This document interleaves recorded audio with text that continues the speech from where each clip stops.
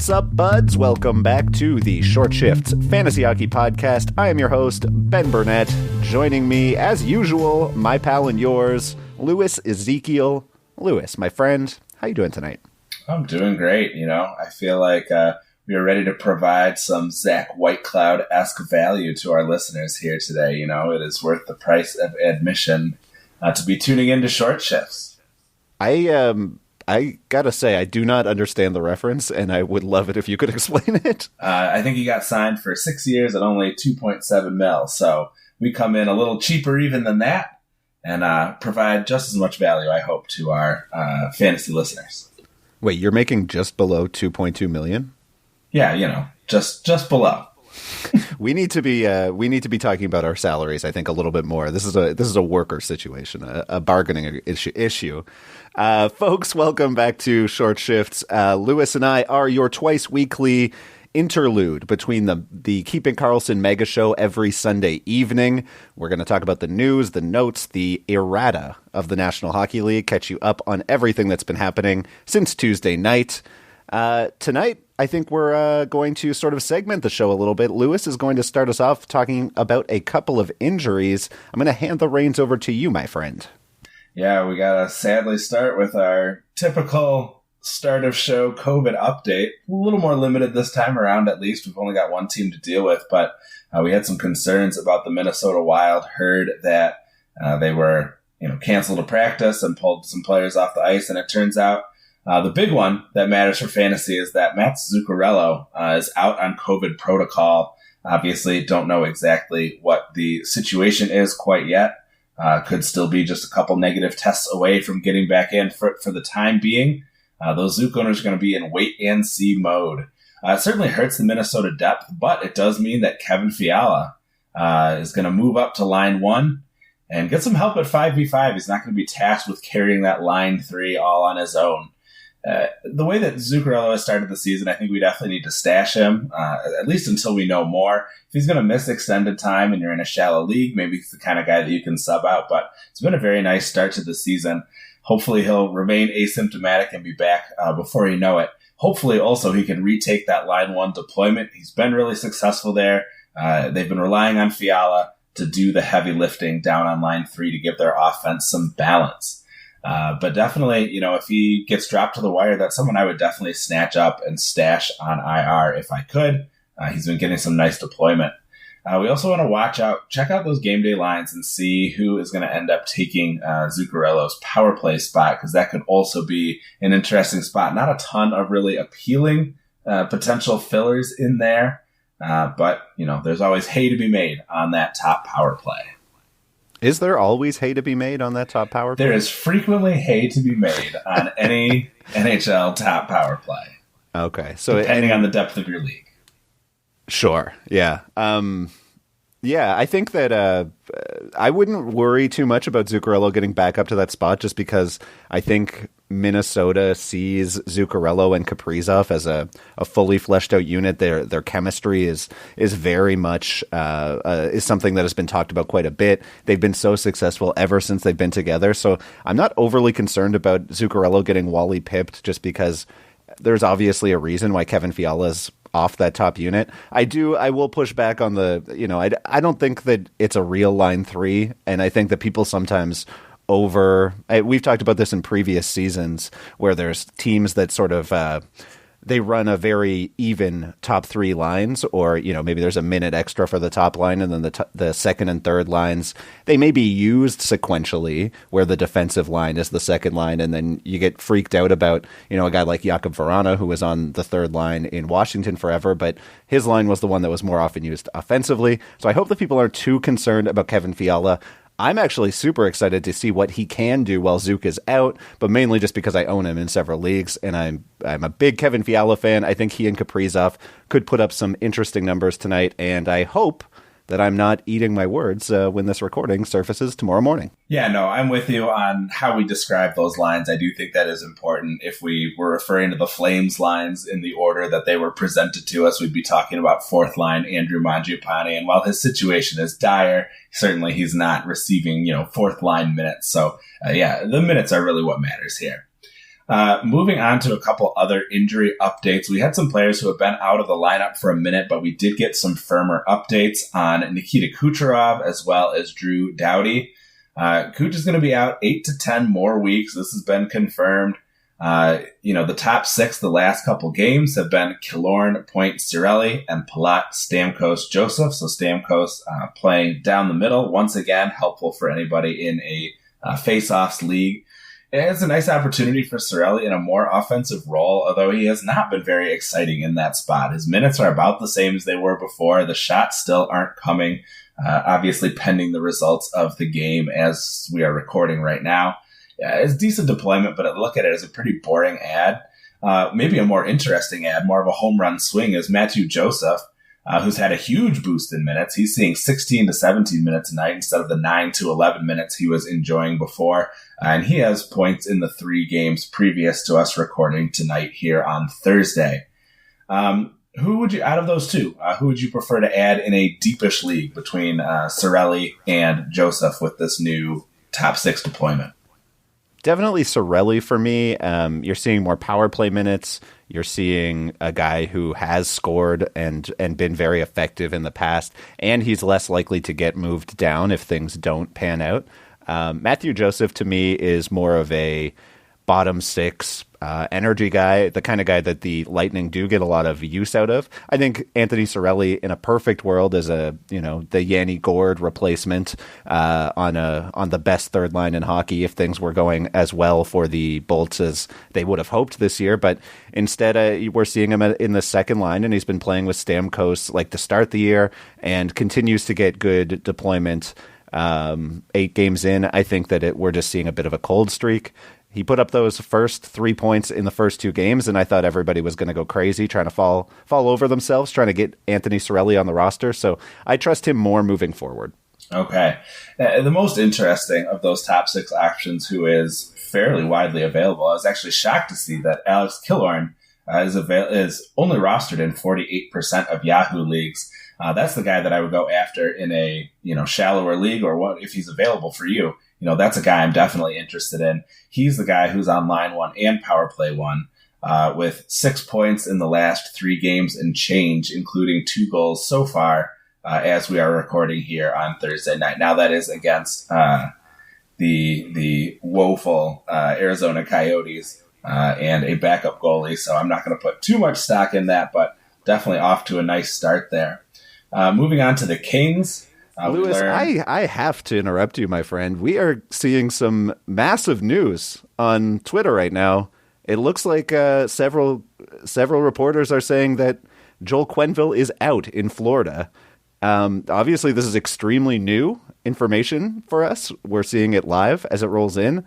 Do you have any takes, though, on what this could mean for Florida? Obviously, completely understanding, of course, that the bigger implication here is that John Quenneville should not have coached yesterday and should not be coaching in the NHL based on the fact that he is willing to cover up sexual assault to win a couple of extra hockey games. So I'm gonna hold off on rendering any judgment, because I think losing Quenneville is one thing, but knowing who is going to replace him will be, probably the more important piece of the equation. My assumption will be it is someone who will be well versed in how to report properly up the correct chain of command when he encounters news of sexual abuse. So I'm sure that will be a step in the right direction. But I think I'm gonna hold off and wait and see, who gets sent in there. Obviously, you mentioned this before. It should have happened before today. Certainly should not have been on the bench for that game yesterday. So good to see that whatever this meeting was with the Panthers leadership led to the correct course of action being taken. I wonder what, if any, sort of threats of potential, sanctions may have been levied if he was going to stick around, because they certainly made this move awfully quick. Well, hold on. Before I say they made this move awfully quick, I should say they made this move awfully quick after meeting with the league. Obviously, they did little to nothing as of yesterday. I will say I do not understand why the NHL didn't instantly actually put in its own punishment, and maybe somebody could tell me that why the NHL wouldn't want to suspend or put in some sort of enforcement against the men who covered up sexual assault in what is now the biggest hockey story of the last couple of years. To me, that would be something where I wouldn't want a team to be able to just bring Stan Bowman in tomorrow if they decided. Not that I think they would, but if I was the NHL, I would kind of want to make a statement on that. In terms of Florida, I do think that it could be negative for a guy like Sergei Bobrovsky, who kind of has to deal with the quality of the team if there's some sort of inconsistency in the coaching or in the level of play. I could see maybe Bobrovsky being affected, but I agree it's pretty early to try and guess what could happen here. Obviously, something we'll be keeping an eye on and covering as it moves forward. Lewis, we should probably get back to our usual or our prepared roster, our slate for the show. But first, we're going to take a quick break. You're listening to Short Shifts. Welcome back to Short Shifts. Lewis. All right. So resuming talking about the Kings here, we had updates on a couple of their defensemen. First off, Sean Walker, unfortunately, out for the season with a torn ACL, MCL. You feel for the guy, starting to come into his own and certainly looking at an opportunity to see some increased minutes to fill in with Doughty out. The Doughty injury is not quite as bad. He's going to be out for 8 weeks, and that really derails a great start to the season for Double D. This appears for the time being to make Edler the power play 1 QB, although word is, according to Pierre Lebrun, that Rob Blake is working the phones looking for some extra defensive help. That'll be good news, I'm sure, to hear for Cal Peterson and Jonathan Quick. Who may be in to face a few more shots. So maybe that'll be nice for folks in volume leagues where that kind of stuff saves count. But you got to think, at least in the short term, this might lead to some suffering in those rates. I know a lot of people were excited about the LA Kings maybe moving up, but it definitely takes a little bit of a shot here with that defensive depth that they're losing. So this could be good news for Alex Edler, though. He's not only going to get better power play exposure, but more minutes to get those peripherals that we value so much from putting him out there. Obviously, certainly not going to provide you the kind of firepower that you might have with Doughty, so look for that power play 1 to take a bit of a hit. But that is basically where that King situation puts us. Any thoughts on their deal? Yeah, I mean, if they're going to go look for a defenseman, I wouldn't be shocked at all if it is to fill in on the power play, since that's probably where they're the weakest now is in offensive defensemen. Alex Edler doesn't really fit there. He was a guy who was always productive in Vancouver because he was decent enough, but also so good on the back end. Kind of like a Neil Pionk who never got points or was likely to get you 45 to 50 points, but didn't really offer you a wild upside. But yeah, it's just a sad day for Doughty and Sean Walker. You feel for them. I will say, Lewis, are you doing this new thing this season where you try and slip in a new nickname that nobody has agreed on? I heard Double D earlier. I feel like you're now just trolling me, trying to get me to just not notice when you crown a player with a new nickname. Am I onto something here? I thought maybe I could go a couple episodes without you catching on to this new bit. But yes, I am just trying to toss some obnoxious weird nicknames on some of these people. It's the equivalent of people like using the three initial, like picking 3 weird initials for a team, like PGH for Pittsburgh or Win for Winnipeg. This is just a silly bit. Our friend Jade would always do this thing, who was with us in our previous Venture Average Time on Ice.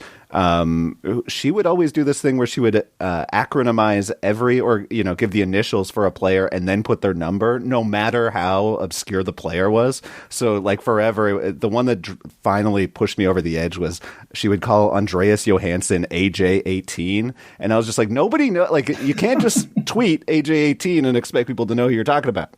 Anyway, I don't know why. Pet peeve for me, nicknames that people do not know. I don't know why. I'm sorry, Lewis. Let's keep going. It's outstanding. I love that it's working.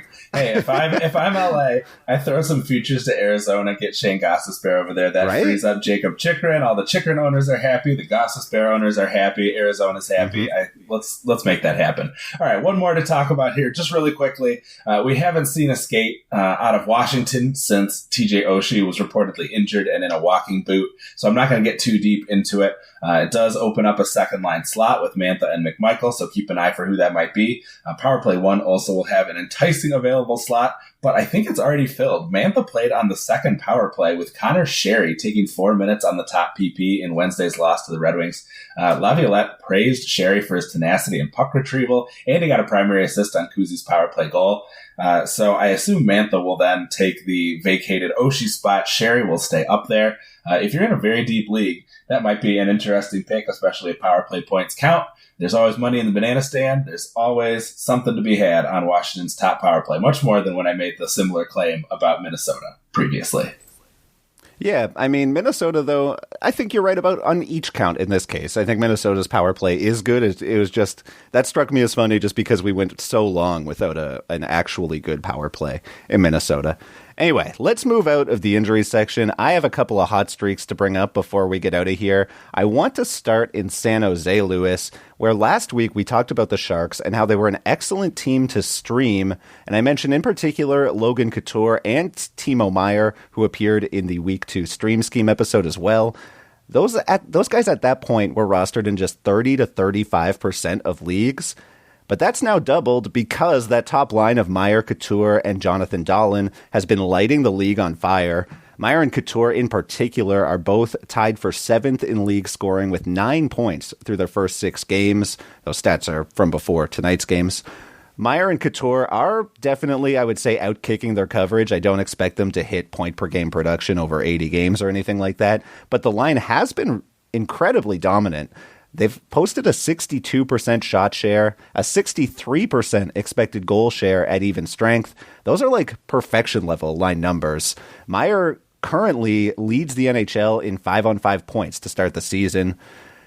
He's the most interesting guy on the line to me, and even if he's definitely rostered in your league, and I don't think he's going to finish at his McDavid-esque pace, this is kind of, I've talked about this on the show before, this is kind of when I like to try to buy high on a guy. I don't mean, offer McDavid because he's on this 100-plus point pace, but you want to go and talk to somebody who's like, yeah, he's been super hot, but obviously that's unsustainable. I think this works a little bit better in a categories peripherals league. You can go to somebody with a player who's going to put up like 65, 70 points, which is probably, more than most people expected. Definitely more than people expected Meier to get before the season. I'm sure there are a few folks who are starting to get their hopes up a little bit, but if you could go to somebody right now and say, hey, look, I drafted Evgeny Kuznetsov at like 80th overall, where his ADP was inexplicably high preseason. He has hit that so far, but, Kuznetsov could get traded. He could lose his position when Backstrom comes back. And I honestly think that I'm starting to believe in Timo Meier. The shooting percentage is high. The on-ice shooting percentage is a touch high. But overall, I could see him having his breakout year and putting up a 70-point season if he continues to get really solid deployment and keeps up those incredible shot rates. So I don't know. This to me is like if I can go to somebody and say, hey, I need hits, I need shots. I'll give you some points, and I'll give you several rounds in the draft because of how good Timo Meier has been so far. I'll offer you my 8th round pick, Andre Palat, for your 18th round pick, Timo Meier, or the guy you got off the waiver wire. I feel like there are some leagues where you can pull off a deal like that. I like the psychology of this move. Like when you're trying to deal to people who are on hot streak, especially like you were talking with Kuznetsov versus Meier. I think that's really interesting because what you have to think about, you're trying to figure out if, you've got someone who, thinks that, that other shoe is going to drop here any moment. And so I've got to get out of here before that value falls. And like maybe this person can sustain it a little longer. So I like that idea very much, actually, with the emphasis on, trying to convince somebody that, their guy is going to fall off after they trade him to you, and they'll look like a genius because they'll get somebody who is more capable of maintaining that streak. Exactly. It's all about the psychology. Everybody, they want to feel like a genius, so you go ahead and let them. Exactly. I'm trading you my 9th round pick for your 7th. It's genius. All right. Let's hop over to Winnipeg next. I want to talk about Andrew Copp. And I feel like Andrew Copp has come up all the time since we've started podcasting together because every year people don't really believe that he's going to break out again. And last year he ended up putting up a 58-point pace on the season, which was really solid, but definitely bolstered by some unsustainable percentages, especially his point participation percentage. But again this season, Andrew Copp is just over 50% rostered. He's been the most added player on Yahoo Today, and that's because he started with 8 points in 6 games. He's now playing 21 and a half minutes per night, which makes him top 10 in average time on ice among forwards. I have to say, I don't really remember a player ever going from playing 12 to 13 minutes a night for 4 years to start their career, then getting like a 6-minute bump up to 17, 18 minutes a night, and then 2 years later, he sees another 3-minute bump. It's really bizarre to me, but part of that, I mean, it's the absence of Scheifele and Wheeler due to COVID protocol, but there are a few encouraging signs that make me think that an Andrew Copp breakout may actually be upon us. He's seeing an extra minute of power play time on ice, ticking up towards that 50% of power play usage. Last year, there was a much more obvious split between the top and second unit in Winnipeg, but we're seeing Nikolai Ehlers start to take over a little bit more. That second, I'm using air quotes here, that second unit in Winnipeg is one that I could see getting like 50% or 45 to 50% of the usage. He's seeing a shots per 60 uptick at even strength. His 5-on-5 shooting percentage is high, but not ridiculously so. We're talking about like a 25% reduction down to about 9% from 13. So not double or triple what it should be, like some players are early in the season. His personal shooting percentage is a touch too high too, and it's going to come down. I mean, we're talking about a guy who's pacing for over 100 points a year.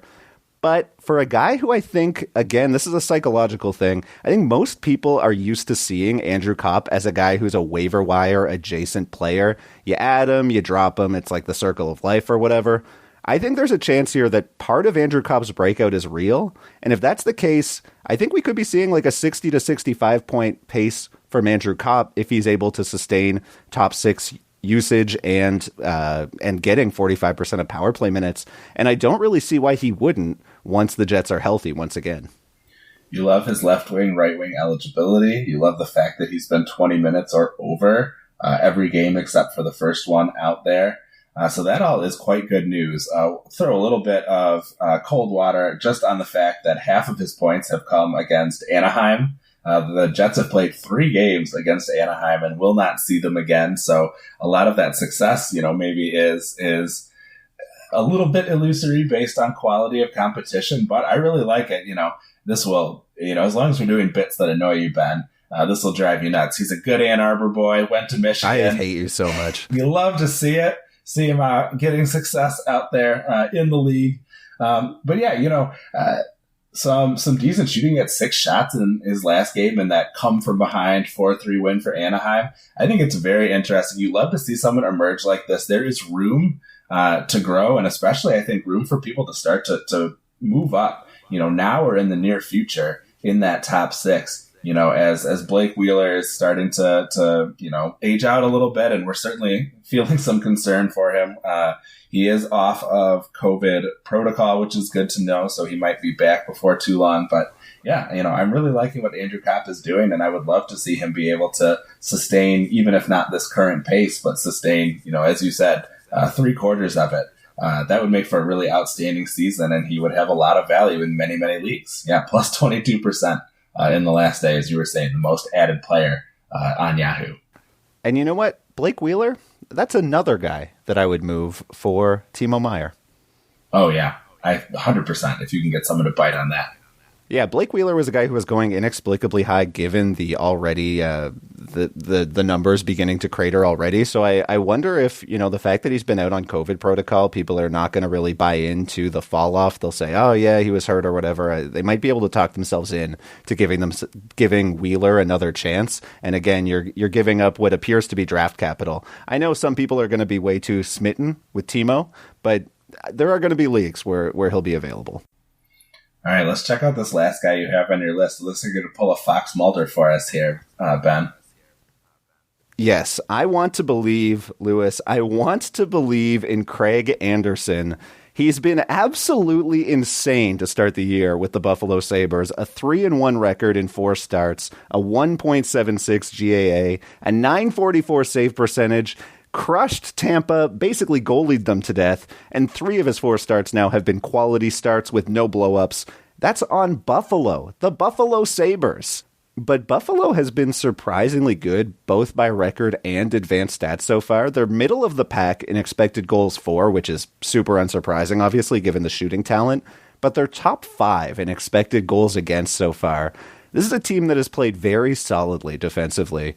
I think that part of it is the puck-moving defensemen that they brought in. They don't have a ton of big names there, but a lot of the guys, Miller, Dahlin, these are guys who can move the puck really well, and I think that it reminds me of the Vegas model, where you bring in these cheap, underappreciated defensemen who can move the puck out, and you're just not having to defend as much because you're not dealing with incompetent puck movers who give up the puck at the easiest forecheck that pops off. So it is... I think the craziest part about this is that the real reason why Buffalo has been surprising to start the year is that Craig Anderson continues to goalie their opponents. He's just been unbelievable and holding them into games that I think their offense will, over time, begin to start to be unable to hold on to. So I do think that we'll see some shooting slumps that will make the wins harder to come by moving forward. But I also just don't believe in Craig Anderson sustaining this because we've seen him go hot and we've seen him go cold. But I do think that this is a team, Buffalo, what I learned in researching this, Buffalo is a team that I think can have a sustainably good goalie.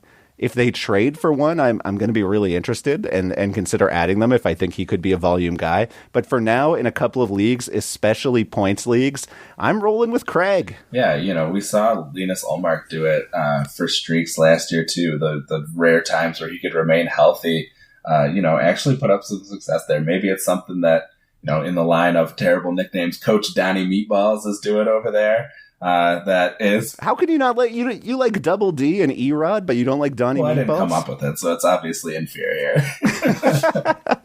But yeah, what we've seen basically, and really, this is the way they're gonna need to win games, right? Is by being responsible on defense, and I think it's the kind of thing that you do with a team that has had a ton of struggles and needs to kind of get its game back, from rebuilding, kind of from the basics out. All right, Ben, that is all the time that we have here. Thank you so much, those of you who downloaded and are listening to us. We really appreciate your continued support. Be sure to give us a follow at Short Shifts KK. Brian and Elon, of course, can be found at Keeping Carlson. Dave Benton of the Stream Scheme, if you want to keep getting killer advice like pick up Andrew Mangiapane, he is at NHL Stream Scheme. This is the great sites. We research our episodes at Yahoo, Frozen Tools, Natural Stat Trick, and Cockupful.com. Our intro and outro music was created by Pat Roach. And until we see you next time, play smart and keep your shifts short.